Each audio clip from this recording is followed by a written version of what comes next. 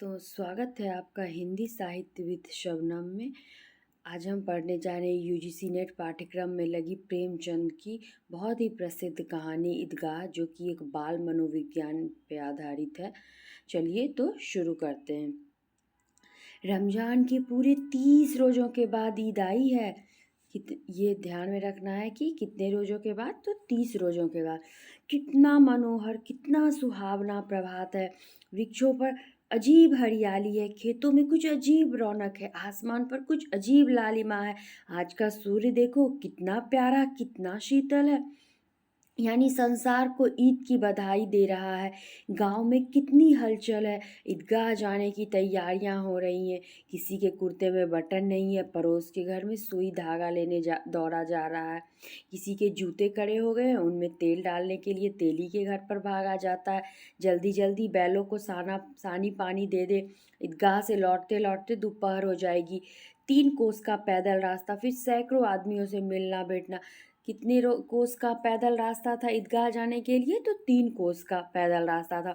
दोपहर के पहले लौटना असंभव है। लड़के सबसे ज़्यादा प्रसन्न है। किसी ने 1 रोज़ा रखा, वह भी दोपहर तक, किसी ने वह भी नहीं। लेकिन ईदगाह जाने की खुशी उनके हिस्से की चीज़ है। रोज़े बड़े बूढ़ों के लिए होंगे, लेकिन इनके लिए तो ईद है। रोज़ ईद का नाम रटते थे, आज वह आ गई। अब जल्दी पड़ी है कि लोग ईदगाह क्यों नहीं चलते। इन्हें गृहस्थी की चिंताओं से क्या प्रयोजन। सेवैयों के लिए दूध और शक्कर घर में है या नहीं, इनकी बला से ये तो सेवैयाँ खाएंगे।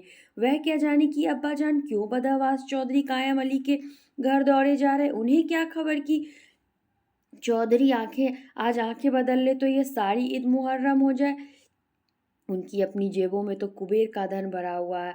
बार बार अपना अपना खजाना निकाल कर गिनते हैं और खुश होकर फिर रख लेते हैं। महमूद गिनता है, 1 2 10 12, उनके पास 12 पैसे हैं। मोहसिन के पास 2 3 8 9 15 पैसे हैं। इनकी इन्हीं अनगिनत पैसों में अनगिनत चीज़ें लाएंगे, खिलौने, मिठाइयाँ, बिगुल, गेंद और जाने क्या क्या। और सबसे ज़्यादा प्रसन्न है हामिद। थोड़ा सा ये लिखने में एरर है, बाकी सबसे ज़्यादा प्रसन्न है हामिद। वह 4-5 साल का गरीब सूरत दुबला पतला लड़का, जिसका बाप गत वर्ष हैजे की भेंट हो गया और माँ न जाने क्यों पीली होती होती एक दिन मर गई। किसी को पता न चला क्या बीमारी है, कहती तो कौन सुनने वाला था। दिल पर जो कुछ बीती थी वह दिल में ही सहती थी, और जब न सहा गया तो संसार से विदा हो गई। अब हामिद अपनी बूढ़ी दादी अमीना की गोद में सोता है और उतना ही प्रसन्न है। पात्रों के नाम हामिद है, 4-5 साल का बच्चा, और उसकी दादी अमीना। उसके अब्बा जान रुपये कमाने गए, बहुत सी थैलियाँ लेकर आएंगे। अम्मी जान अल्लाह मियाँ के घर से उसके लिए बड़ी अच्छी अच्छी चीज़ लाने गई है, इसलिए हामिद प्रसन्न है। आशा तो बड़ी चीज़ है, और फिर बच्चों की आशा, उनकी कल्पना तो राई का पर्वत बना लेती है। हामिद के पाँव में जूते नहीं है, सर पर एक पुरानी धुरानी टोपी है जिसका गोटा काला पड़ गया, फिर भी वह प्रसन्न है। जब उसके अब्बा जान थैलियाँ और अम्मी जान नियामतें लेकर आएंगी तो वह दिल के अरमान निकाल लेगा। तब देखिएगा महमूद, मोहसिन, नूरे और सम्मी कहाँ से उतने पैसे निकालेंगे। हामिद के दोस्तों का क्या नाम है, तो महमूद, मोहसिन, नूरे और सम्मी। अभी का अभागिन अमीना अपनी कोठरी में बैठी रो रही है। आज ईद का दिन, उसके घर में दाना नहीं। आज आबिद होता तो क्या इसी तरह ईद जाती और चली जाती, और इस अंधकार और निराशा में वह डूबी जा रही थी। किसने बुलाया था इस निगोड़ी ईद को। इस घर में उसका काम नहीं, लेकिन हामिद, उसे किसी के मरने जीने से क्या मतलब। उसके अंदर प्रकाश है, बाहर आशा। विपत्ति अपना सारा दल बल लेकर आए, हामिद की आनंद भरी चितवन उसका विध्वंस कर देगी। बहुत ही महत्वपूर्ण पंक्ति। विपत्ति अपना दल बल लेकर आए तो भी हामिद की साड़ी वो उसका विध्वंस कर देगी, हामिद की जो आनंद भरी चितवन है। हामिद भीतर जाकर दादी से कहता है, तुम डरना नहीं अम्मा, मैं सबसे पहले आऊँगा, बिल्कुल ना डरना। अमीना का दिल कचोट रहा है। गांव के बच्चे अपने अपने बाप के साथ जा रहे हैं। हामिद का बाप अमीना के सिवा और कौन है, उसे कैसे अकेले मेले जाने दे। उस भीड़ भाड़ से बच्चा कहीं खो जाए तो क्या होगा। नहीं, अमीना उसे यूं न जाने देगी। नन्ही सी जान, 3 कोस चलेगा कैसे, पैर में छाले पड़ जाएंगे। जूते भी तो नहीं है। वह थोड़ी थोड़ी दूर पर उसे गोद में लेगी, लेकिन यहाँ सेवैयाँ कौन पकाएगा। पैसे होते तो लौटते लौटते जब सामग्री जमा करके चटपट बना लेती, यहाँ तो घंटों चीज़ें जमा करते लगेंगे। मांगे ही का तो भरोसा ठहरा। उस दिन फहीमन के कपड़े सिले थे, 8 आने पैसे मिले थे। उस अठन्नी को ईमान की तरह बचाती चली आती थी इस ईद के लिए, लेकिन कल ग्वालन सर पर सवार हो गई तो क्या करती? हामिद के लिए कुछ नहीं है तो 2 पैसे का दूध तो चाहिए ही। अब तो कुल 2 आने पैसे रह गए हैं। 3 पैसे हामिद की जेब में, 5 अमीने के बटुए में। यही तो बिसात है। और ईद का त्योहार अल्लाह ही बेड़ा पार लगाए। धोबन और नाइन और मेहतारनी और चूड़ी हारिन सभी तो आएंगी, सभी को सेवैयाँ चाहिए। और थोड़ा किसी की आंखों में ना नहीं लगता, किस किस से मुंह चुराएगी? और मुंह क्यों चुराए? साल भर का त्योहार है। जिंदगी खैरियत से रहे, उनकी तकदीर भी तो उनके साथ है। बच्चे को खुदा सलामत रखे, दिन भी कट जाएंगे। गांव से मेला चला और बच्चों के साथ हामिद भी जा रहा था। कभी सबके सब दौड़ कर आगे निकल जाते, फिर किसी के पेड़ के नीचे खड़े होकर साथ वालों का इंतजार करते। यह लोग क्यों इतना धीरे धीरे चल रहे? हामिद के पैरों में तो जैसे पर लग गए हैं। वह कभी थक सकता है? शहर का दामन आ गया। सड़क के दोनों ओर अमीरों के बगीचे हैं, पक्की 4 दीवारी बनी हुई है। पेड़ों में आम और लीचियां लगी हुई हैं। कभी कभी कोई लड़का कंकड़ी उठाकर आम पर निशाना लगाता है। माली अंदर से गाली देता हुआ निकलता है। लड़के यहाँ से एक फलांग पर हैं। सब खूब हंस रहे हैं। माली को कैसा उल्लू बनाया। बड़ी बड़ी इमारतें आने लगी। यह अदालत है या कॉलेज है या क्लब घर है?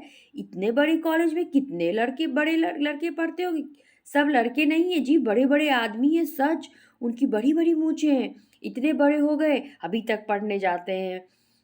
न जाने कब तक पढ़ेंगे और क्या करेंगे इतना पढ़कर। हामिद के मदरसे में 2-3 बड़े बड़े लड़के हैं, बिल्कुल 3 कौड़ी के, रोज मार खाते हैं, काम से जी चुराने वाले। इस जगह भी उसी तरह के लोग होंगे और क्या। क्लब घर में जादू होता है, सुना है। यहाँ की मुर्दों की खोपड़ियाँ दौड़ती हैं और बड़े बड़े तमाशे होते हैं, पर किसी को अंदर नहीं जाने देते। और वहाँ शाम को साहब लोग खेलते हैं, बड़े बड़े आदमी खेलते हैं, मूंछों दाढ़ी वाले। और मैमें भी खेलती हैं सच। हमारी अम्मा को वह दे दो, क्या नाम है, बैट, तो उसे पकड़ ही ना सके, घुमाते ही लुढ़क जाए। महमूद ने कहा। हमारी अम्मी जान का तो हाथ कांपने लगे, अल्लाह कसम।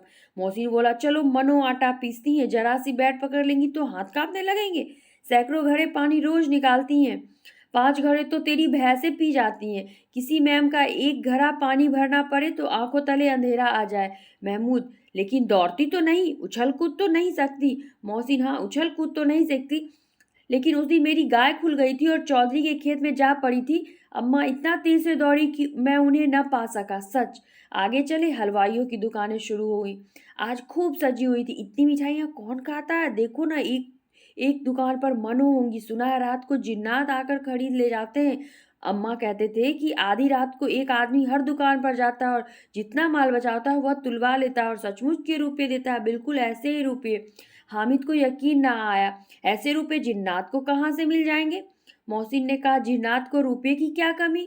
जिस खजाने में चाहे चले जाए, लोहे के दरवाजे तक उन्हें नहीं रोक सकते जनाब। आप हैं किस फेर में? हीरे जवाहरात तक उनके पास रहते हैं। जिससे खुश हो गए उसे टोकरो जवाहरात दे दिए। अभी यही बैठे हैं, 5 मिनट में कलकत्ता पहुंच जाए। हामिद ने फिर कहा। जिन्नात बहुत बड़े बड़े होते हैं मोहसिन, एक एक आसमान के बराबर होता है जी। जमीन पर खड़ा हो जाए तो उसका सिर आसमान से जा लगे, मगर चाहे तो एक लोटे में घुस जाए। हामिद। लोग उन्हें कैसे खुश करते होंगे? कोई मुझे यह मंत्र बता दे तो एक जिन को खुश कर लो। मोहसिन। अब यह तो नहीं जानता, लेकिन चौधरी साहब के काबू में बहुत से जिन्नात हैं। कोई चीज चोरी हो जाए, चौधरी साहब उसका पता लगा देंगे और चोर का नाम बता देंगे। जुमेराती का बछवा उस दिन खो गया था। 3 दिन हैरान हुए, कहीं न मिला। तब झक मारकर चौधरी के पास गए। चौधरी ने तुरंत बता दिया मवेशी खाने में, और वहीं मिला। जिन्नात आकर उन्हें सारे जहान की खबर दे जाते हैं। अब उसकी समझ में आया कि चौधरी के पास क्यों इतना धन है और क्यों उनका इतना सम्मान है। आगे चले, यह पुलिस लाइन है, यही सब कांस्टेबल कवायद करते हैं। रैट 5-4 रात को बेचारे घूम घूम कर पहरा देते हैं, नहीं चोरियां हो जाए। मौसी ने प्रतिवाद किया। यह कांस्टेबल पहरा देते हैं,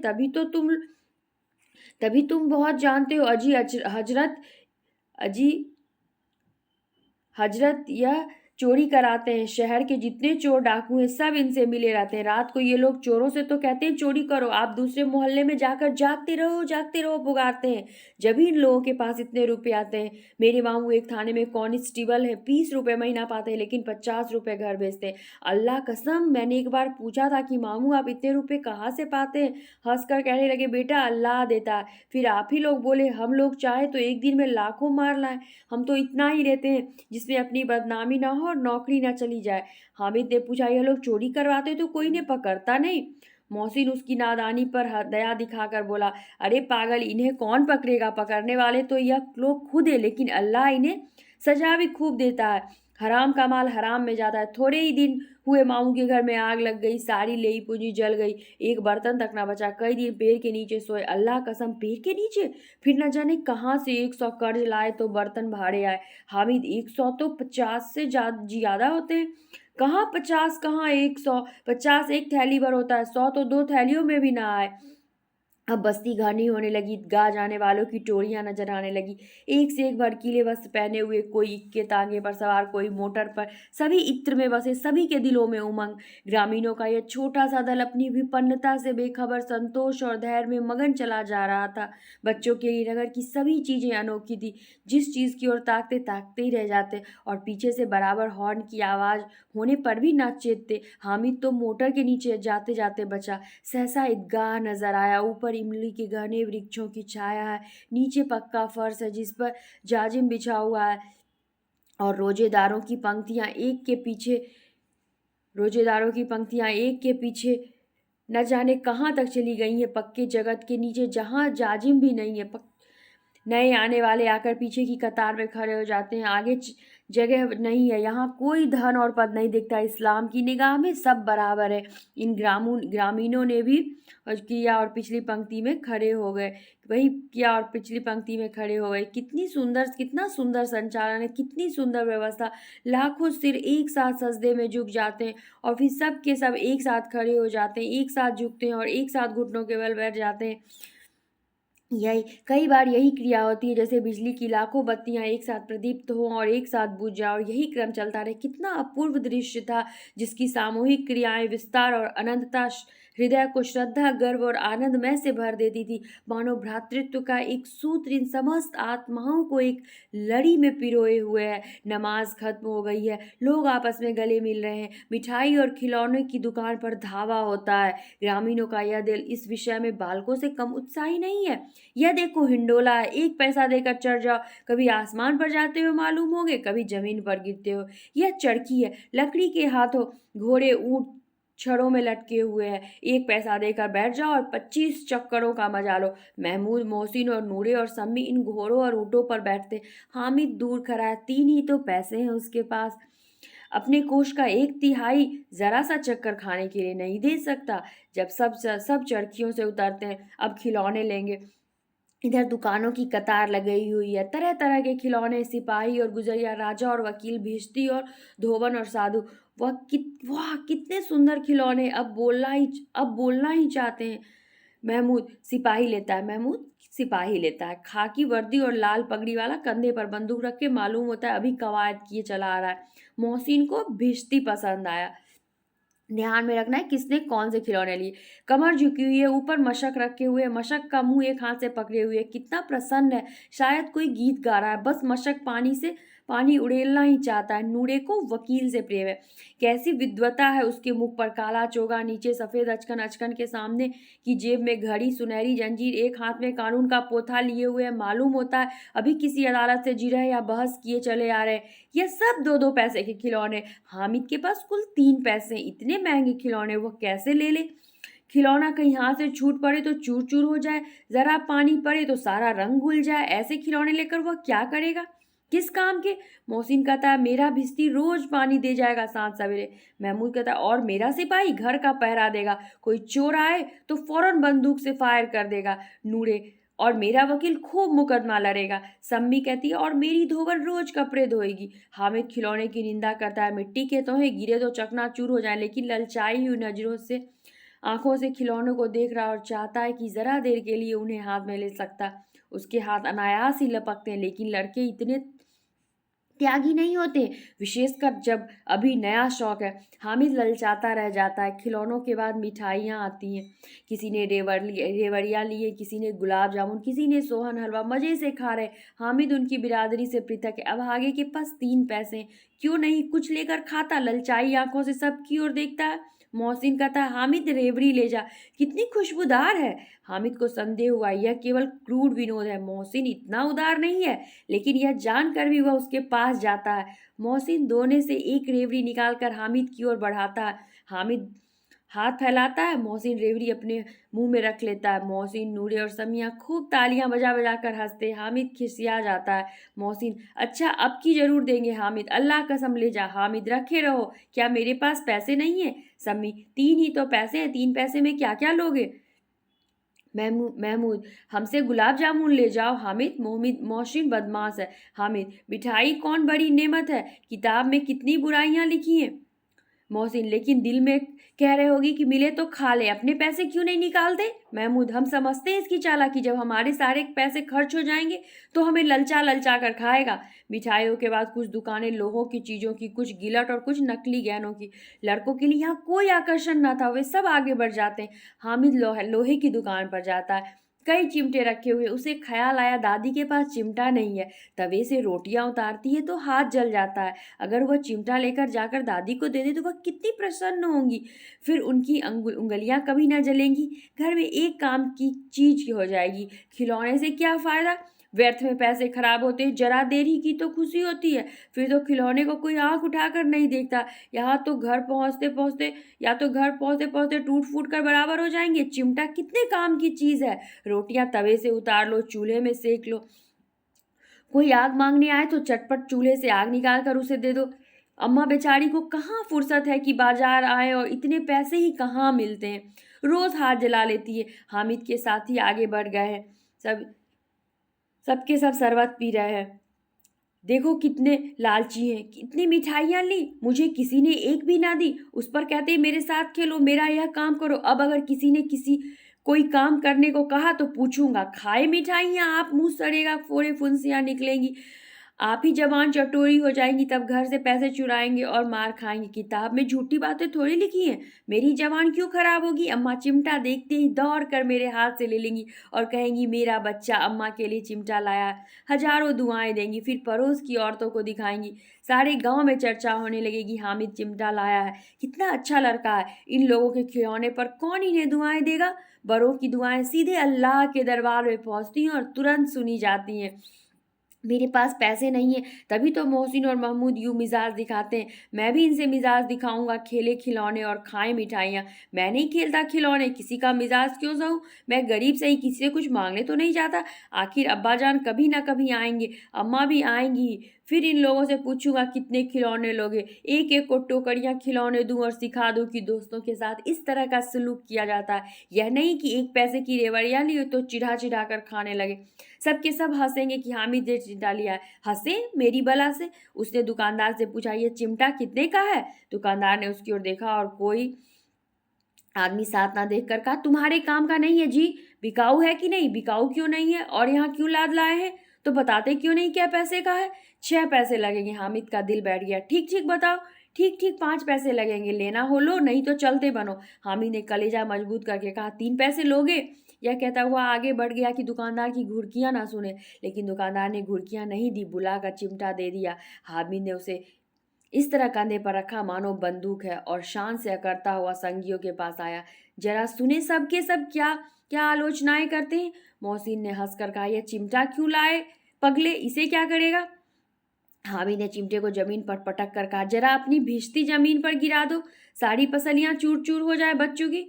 महमूद बोला, तो यह चिमटा कोई खिलौना है। हामिद, खिलौना क्यों नहीं है, अभी कंधे पर रखा बंदूक हो गई, हाथ में ले लिया फकीरों का चिमटा हो गया। चाहे तो इसे मजीरे का काम ले सकता हूँ, एक चिमटा जमा दूँ तो तुम लोगों के सारे खिलौनों की जान निकल जाए। तुम्हारे खिलौने कितना ही जोर लगाएं, मेरे चिमटे का बाल भी बांका नहीं कर सकते। मेरा बहादुर शेर है चिमटा। समी ने खंजरी ली थी, प्रभावित होकर बोला, मेरी खंजरी से बदलोगे, 2 आने की है। हामिद ने खंजरी की ओर उपेक्षा से देखा। मेरा चिमटा चाहे तो तुम्हारी खंजरी का पेट फाड़ डाले, बस एक चमड़े की झिल्ली लगा दी। ढप ढप बोलने लगी, जरा सा पानी लग जाए तो खत्म हो जाए। मेरा बहादुर चिमटा आग में, पानी में, आंधी में, तूफान में बराबर डटा रहेगा। चिमटे ने सभी को मोहित कर दिया, लेकिन अब पैसे किसके पास धरे?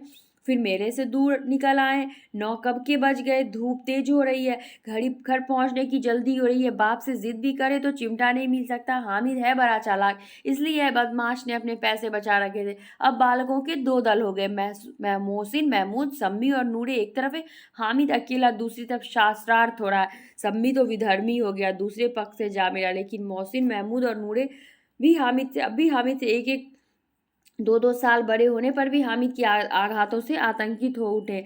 उसके पास न्याय का बल है और नीति की शक्ति। एक ओर मिट्टी है, दूसरी ओर लोहा, जो इस वक्त अपने को फौलाद कर रहा है। वो अजय है, घातक है। अगर कोई शेर आ जाए तो मियाँ भिश्ती के छक्के छूट जाए और मियाँ सिपाही मिट्टी की बंदूक छोड़कर भागे। वकील साहब की नानी मर जाए, चोगे में मुंह छिपाकर जमीन पर ले जाए, मगर यह चिमटा, यह बहादुर, यह रुस्तम हिंद लपक कर शेर की गर्दन पर सवार हो जाएगा और उसकी आंख निकाल लेगा। मोहसिन ने एड़ी चोटी का जोर लगाकर कहा, अच्छा पानी तो नहीं भर सकता? हामिद ने चिमटे को सीधा कर खड़ा करके कहा, भिश्ती को एक दान बताएगा तो दौड़ा हुआ पानी लेकर उसके दवार पर छिड़कने लगेगा। मोहसिन परास्त हो गया, पर महमूद ने कुमुक पहुंचाई, अगर बच्चा पकड़ जाए तो अदालत में बंधे बंधे फिरेंगे, तब तो वकील साहब के पैरों पर होगे। नूरे ने हामिद इस प्रबल तर्क का जवाब न दे सका। उसने पूछा, हमें पकड़ने कौन आएगा? नूरे ने अकर का कहा, यह सिपाही बंदूक वाला। हामिद ने मुंह चिढ़ाकर कहा, यह बेचारे हम बहादुर रुस्तम हिंद को पकड़ेंगे? अच्छा लाओ, अभी जरा कुश्ती हो जाए, इसकी सूरत देखकर दूर से भागेंगे। पकड़ेंगे क्या बेचारे? मोहसिन को एक नई चोट सूझ गई। तुम्हारे चिमटे का मुंह रोज आग में जलेगा। उसने समझा था कि हामिद जवाब हो जाएगा, लेकिन यह बात न हुई। हामिद ने तुरंत जवाब दिया, आग में बहादुरी कूदते हैं जनाब। तुम्हारे यह वकील सिपाही और भिश्ती लौंडियों की तरह घर में घुस जाएंगे। आग में कूदना वह काम है जो यह रुस्तम हिंद ही कर सकता है। महमूद ने एक जोर लगाया, वकील साहब कुर्सी मेज पर बैठेंगे, तुम्हारा चिमटा तो बावर्ची खाने में जमीन पर पड़ा रहेगा। इस तर्क ने सम्मी और नूरे को भी सजीव कर दिया। कितने ठिकाने की बात कही है पट्टे ने। चिमटा बावर्ची खाने में पड़ा रहने के सिवा और क्या कर सकता है? हामिद को कोई फरकता हुआ जवाब ना सूझा तो उसने धांधली शुरू की, मेरा चिमटा बावर्ची खाने में नहीं रहेगा। वकील साहब कुर्सी पर बैठेंगे तो जाकर उन्हें जमीन पर पटक देगा और उनका कानून उनके पेट में डाल देगा। बात कुछ बनी नहीं, खासी गाल गलौज थी, लेकिन कानून को पेट में डालने वाली बात छा गई। ऐसी छा गई कि तीनों सूरमा मुंह ताकते रह गए, मानो कोई दहेलचा कनकौआ किसी गंडवाले कनकौए को काट गया। कानून मुंह से बाहर निकालने की चीज है, जिसको पेट के अंदर डाल दिया बेतुकी सी बात होने पर भी कुछ नयापन रखती है। हामिद ने मैदान मार लिया, उसका चिमटा रुस्तम हिंद है। अब इसमें मोहसिन, महमूद, नूरे, सम्मी किसी को आपत्ति नहीं हो सकती। विजेता को हारने वालों से जो सत्कार मिलना स्वाभाविक है, वह हामिद को भी मिला। औरों ने 3-3, 4-4 आने पैसे खर्च किए, पर कोई काम की चीज ना ले सके। हामिद ने 3 पैसे में रंग जमा लिया। सच ही तो है, खिलौनों का क्या भरोसा, टूट फूट जाएंगे। हामिद का चिमटा तो बने रहेगा बरसों। संधि की शर्तें होने लगी। मोहसिन ने कहा, जरा अपना चिमटा दो, हम भी देखें। तुम हमारा भिश्ती लेकर देखो। महमूद और नूरे ने भी अपने अपने खिलौने पेश किए। हामिद को इन शर्तों को मानने में कोई आपत्ति नहीं थी। चिमटा बारी बारी से सबके हाथ में गया और उनके खिलौने बारी बारी से हामिद के हाथ में आए। कितने खूबसूरत खिलौने हैं। हामिद ने हारने वालों के आंसू पूछे, मैं तुम्हें चिढ़ा रहा था, सच यह चिमटा वाला इन खिलौनों की क्या बराबरी करेगा? मालूम होता है अब बोले। लेकिन मोहसिन की पार्टी को इस दिलासे से संतोष नहीं होता। चिमटे का सिक्का खूब बैठ गया है, चिपका हुआ टिकट अब पानी से नहीं छूट रहा। मोहसिन, लेकिन इन खिलौने के लिए कोई हमें दुआ तो ना देगा? महमूद, दुआ को लिए फिरते हो, उल्टे मार ना पड़े। अम्मा जरूर कहेंगी कि मेले में यही मिट्टी के खिलौने मिले।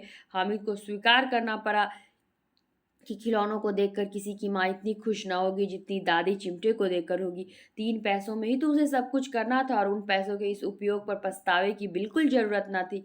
फिर तो अब चिमटा रुस्तम हिंद है और सभी खिलौनों का बादशाह।